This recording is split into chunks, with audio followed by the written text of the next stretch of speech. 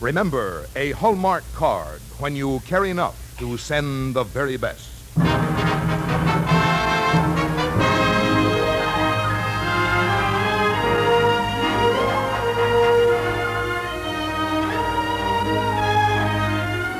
Tonight, from Hollywood, the makers of Hallmark cards bring you an unusual true story on the Hallmark Hall of Fame.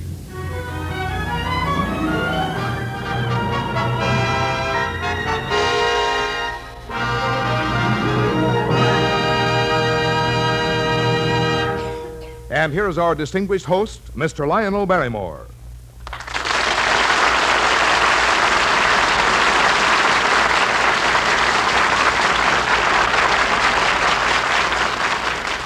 Good evening, ladies and gentlemen, and welcome to the Hallmark Hall of Fame, where we tell you true stories about real people.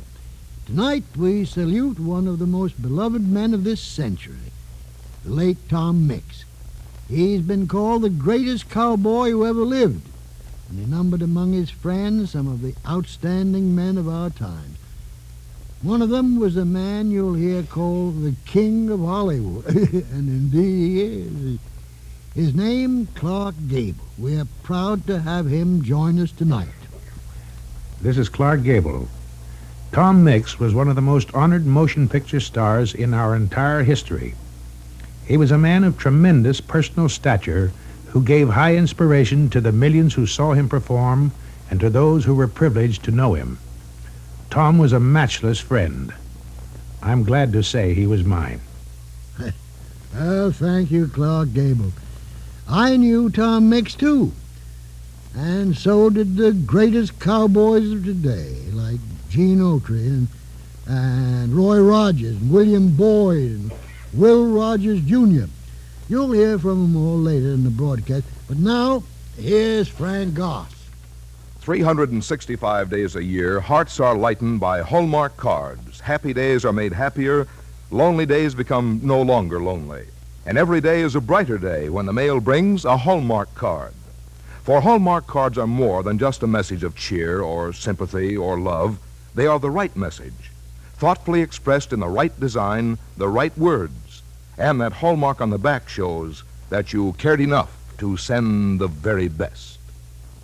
Lionel Barrymore appears by arrangement with Metro-Goldwyn-Mayer, producers of the new color picture Knights of the Round Table in CinemaScope, starring Robert Taylor, Ava Gardner, and Mel Ferrer.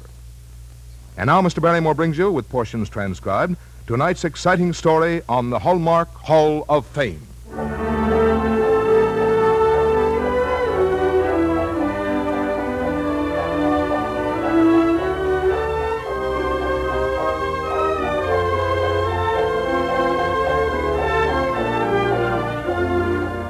On the screen, Tom Mix was often cast as a sheriff of martial fighting for law and order in the Old West. Well, the role fitted him well, for in the early 1900s, Tom Mix actually served as a United States Deputy Marshal in the Southwest. Although he later was to make 370 motion pictures, no film story ever written for him was more exciting or courageous than the one he lived himself when he was a United States Marshal. And that is the true story we'll tell you tonight. It began around a campfire in the northeastern Oklahoma Territory.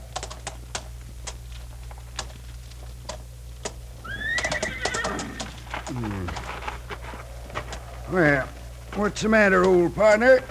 Getting a little cold for you? Well, snow will be coming pretty soon, and then we can give up this range riding for the winter. Sooner than anybody expects, I reckon. Oh, you'll be warm enough for tonight. Run all night. Well?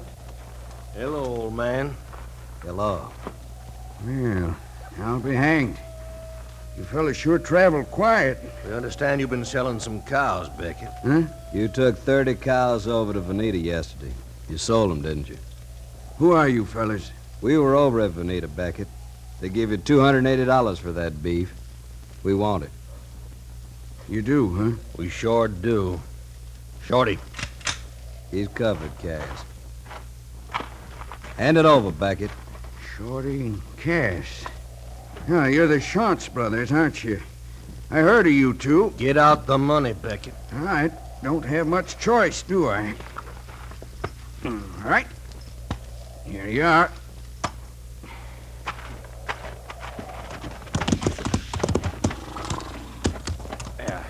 Thanks, old man. Yeah. Thanks. Let's go!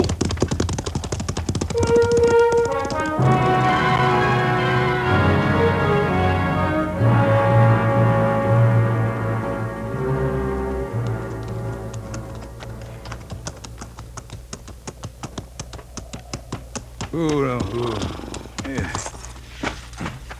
Hey there. You calling me, stranger? Yes, sir. One of you could tell me where I can find the sheriff's office around here?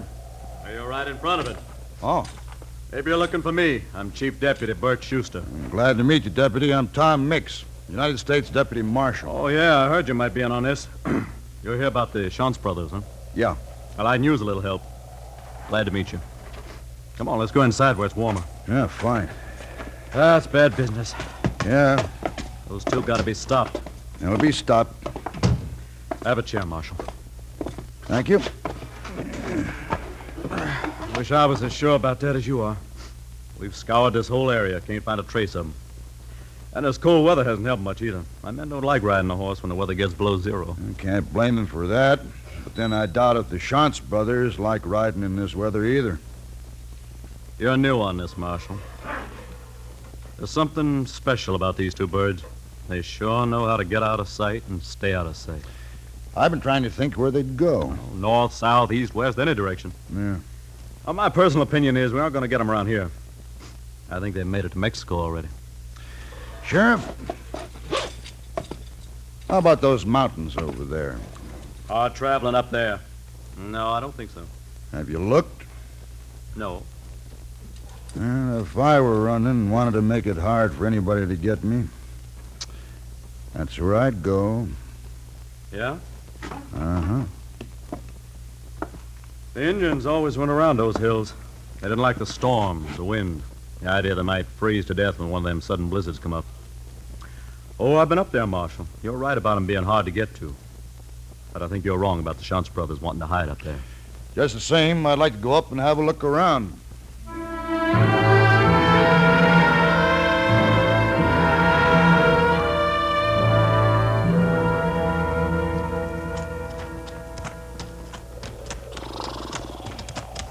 These horses won't do us much good pretty soon.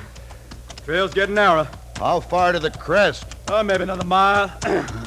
You can't see it from here, but about at that overhang, it flattens off into a boulder field and shoots right on up to the top. And no horse can travel that.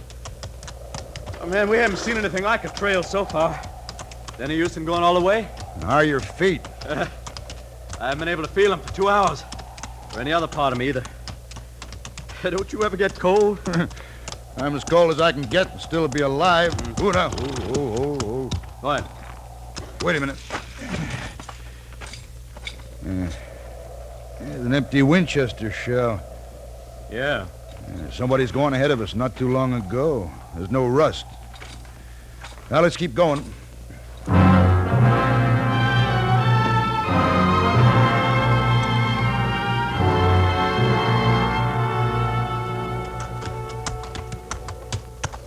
It'll be dark in another hour. Yeah. Oh, boy. I'm afraid that's about it, Mix. Yeah, we'll have to go on foot from here on out. Hey. Huh? Is that smoke over there? Yeah, that's smoke.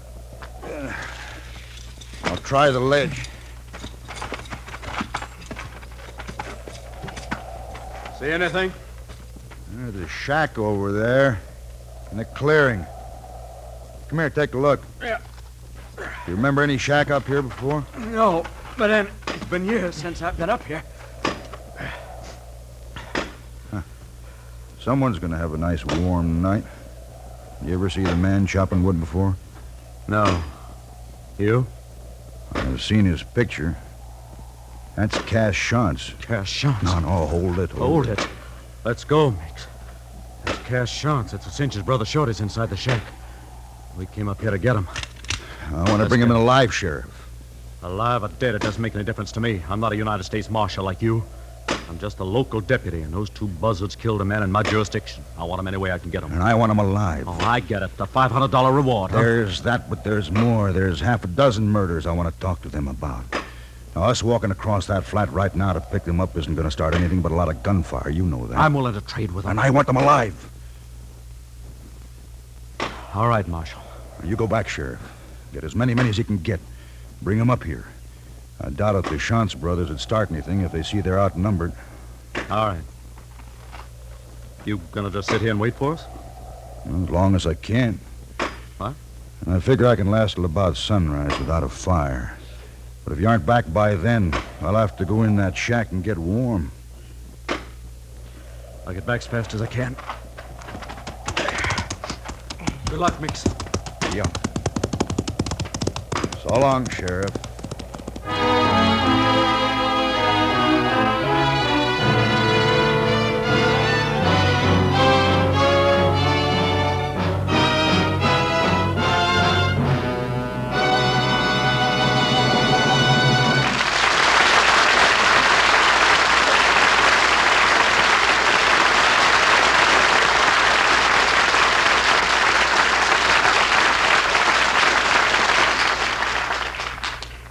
In just a moment, we return to the second act of the Hallmark Hall of Fame.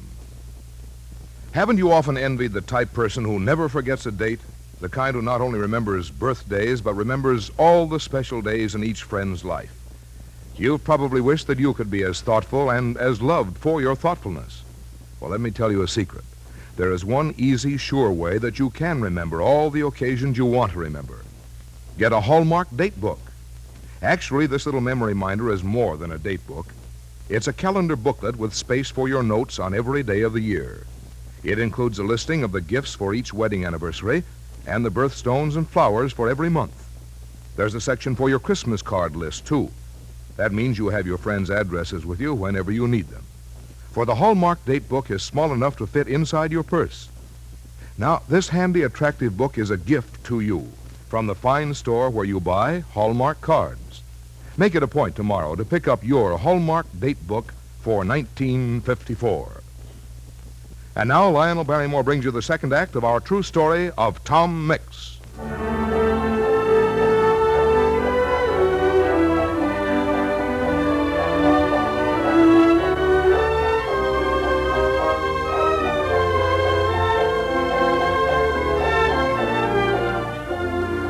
Tom Mix brushed death many times in his fantastic career. He fought in the Boer War, the Boxer Rebellion, and in Cuba with his close friend Teddy Roosevelt.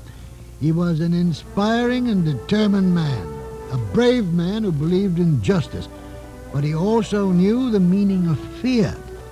And Tom Mix never knew its meaning more intimately than when he was a United States Deputy Marshal on the trail of the Shantz brothers.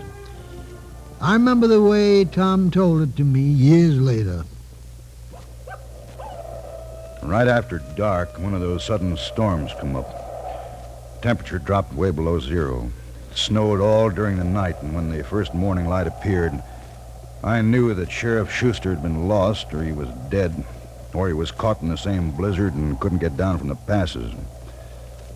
I had to make a move or freeze to death. I began to ease down toward the cabin. Off to one side was a small corral and a shed. Cass and Shorty Shantz were no goods, but they took care of their horses, and sooner or later one of them would be coming out to see how the horses had fared the night. That would be my chance to get them apart from each other. My one chance. Check the pump. See if it's froze up. Yeah, I'll do it. All right, Cass, don't reach. Why, you... Cass? Where are you, Cass? Get him up, Shorty, way up. Not me. My leg. My knee. All right. Drop the gun, Shorty. I'm a U.S. Marshal. You're under arrest. All right, Marshal. Go ahead, get it over with. Get what over with? Shoot me. Kill me like you done Cass. Cass isn't dead, Shorty. I got him in the shoulder. And you aren't going to die either, not here anyway. Oh, my knee. I'm taking you back to town, both of you. Yeah? Who are you? Tom Mix. When the posse gets here, we're leaving. Let me tell you something, Mix. They ain't gonna get here. What do you mean by that? Why do you think we chose this place to hole up? First snowstorm of the year blocks the pass down below. Appears to me like it's gonna snow a week. Yeah. Appears to me like you're stuck here, Mix. For the winter.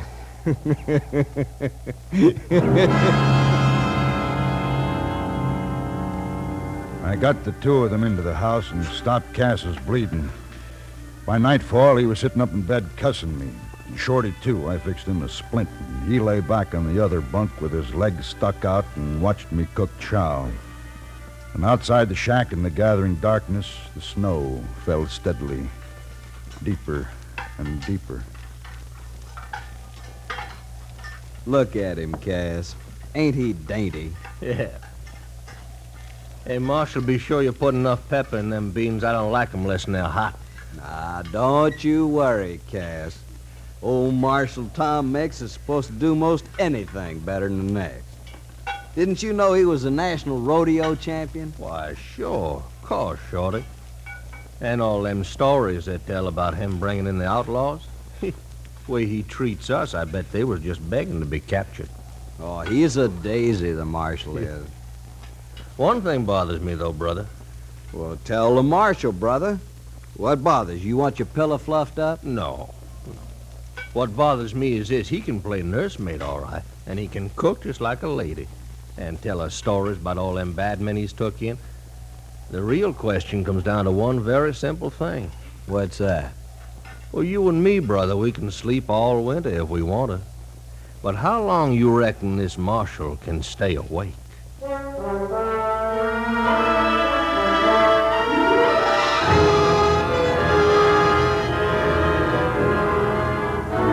I'd already been up one night and 2 days. The Shantz brothers slept in shifts. One of them always awake, watching me, watching him. In spite of their wounds, they were rested men, and dangerous men, waiting for the one chance they could to catch me off guard the moment I'd fall asleep. Well, good morning, Marshal. How's the war against crime and lawlessness coming? Morning, Cass. Still awake, Marshal?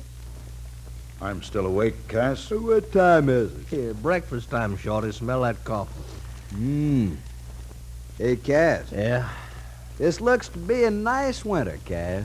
My shoulder knits right, it will be. Oh, now don't worry about your shoulder. Marshal here got shot up in 3-4 wars. Knows all about how things get fixed up.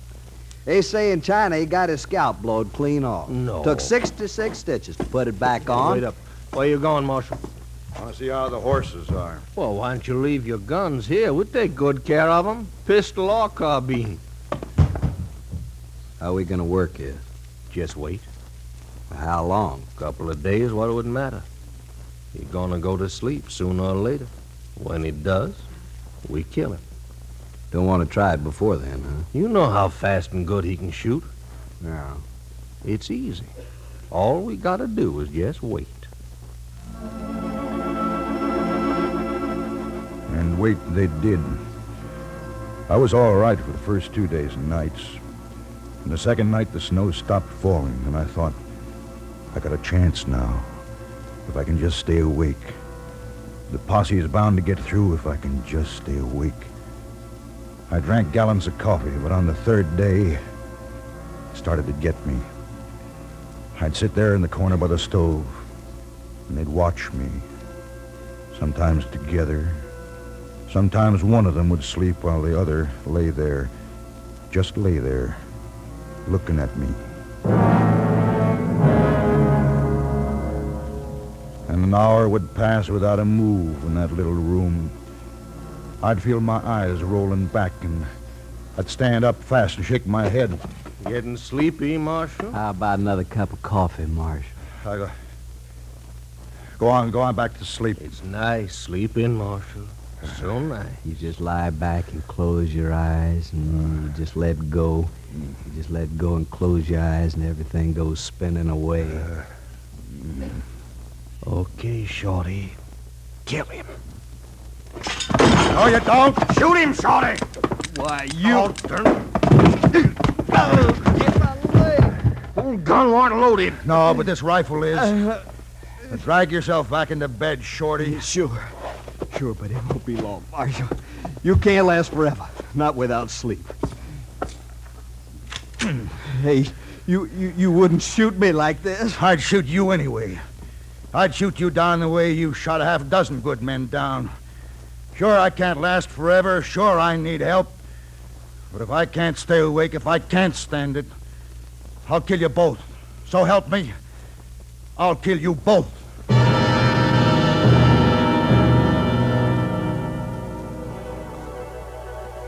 It was the 4th day. I had to get sleep. Just 5 minutes. 1 minute. I was starting to hear things.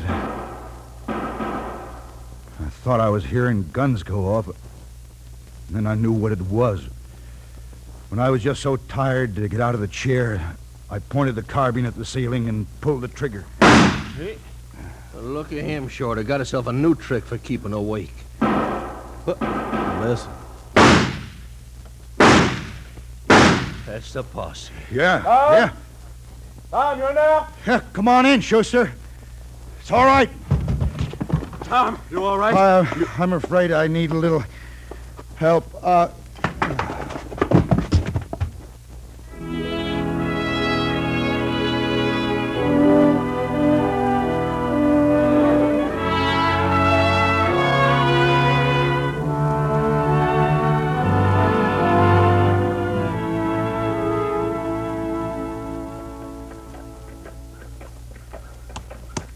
Hey, Tom.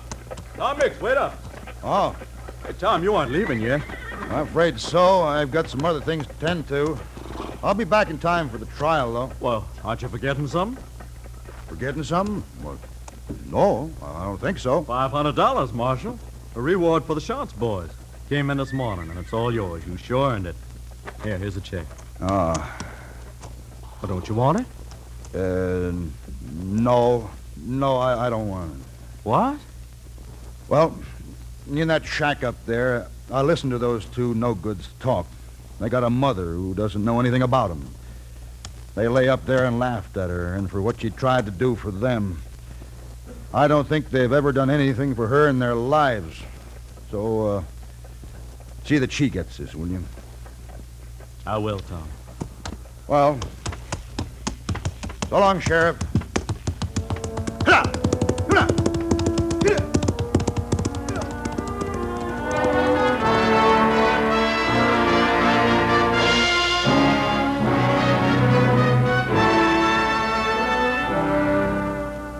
Is it any wonder that the motion picture industry sought out this remarkable man, Tom Mix, and that he quickly became the idol of millions of youngsters and adults, too?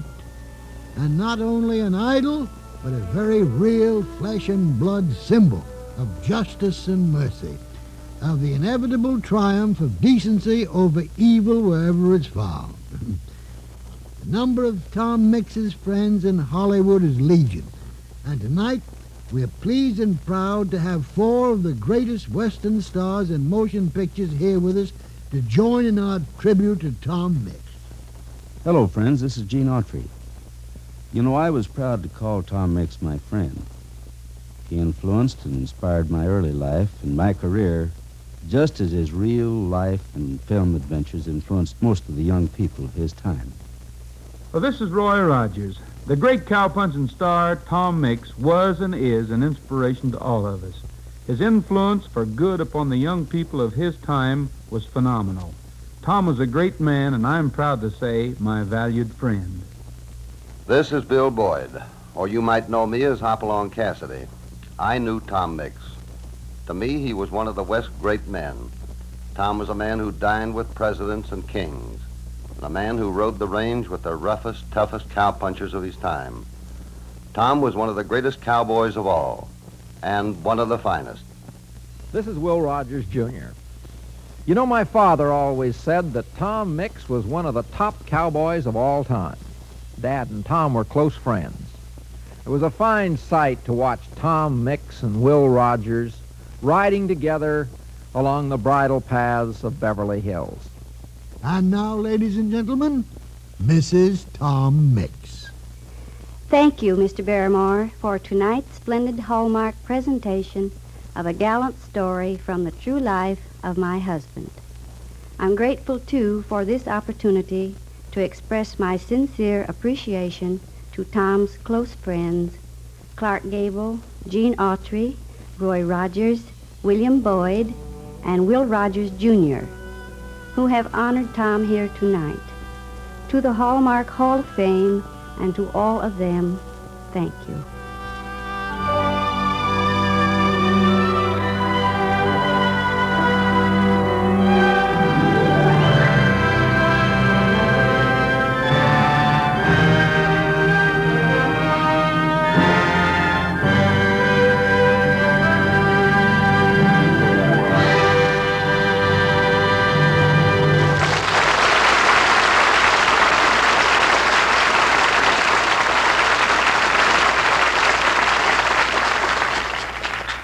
Tomorrow, drop into the fine store where you buy Hallmark cards and let them give you their New Year's gift to you, a Hallmark date book for 1954. Now, that's not a pretentious-sounding gift, I know, but the truth is that your little Hallmark date book can be the means of a much easier, happier, and friendlier New Year for you. You see, it is a booklet of little calendars with enough space at each day for your personal notations. You can write in the birthdays and anniversaries of everyone dear to you. Make notes to remind you of special dates. Never again need you have that sinking feeling, ooh, I forgot Uncle Harry's birthday. For your Hallmark date book is small enough to carry in your purse for constant reference. 2, it even suggests appropriate gifts for special days. List the flowers and birthstones for every month, the gift for each wedding anniversary, and your friends' addresses are written conveniently in the front of the book. So you see what I mean when I say you'll find it's easy to be the thoughtful, friendly person you like to be if you have a Hallmark date book. And now here again is Lionel Barrymore. You know, that's a very good idea you have, Frank, to let a Hallmark date book help us to a friendlier New Year. Because if there's one thing that would be an absolute guarantee of a happy New Year, it's a year when each of us individually tries to be a better friend. Our thanks for the appearance of Clark Gable to MGM, producers of the 3D color musical Kiss Me Kate, starring Katherine Grayson, Howard Keel, and Ann Miller. Remember, you're also invited to the Hallmark Hall of Fame on television every Sunday, starring Miss Sarah Churchill. Until next week, then, this is Lionel Barrymore saying good night.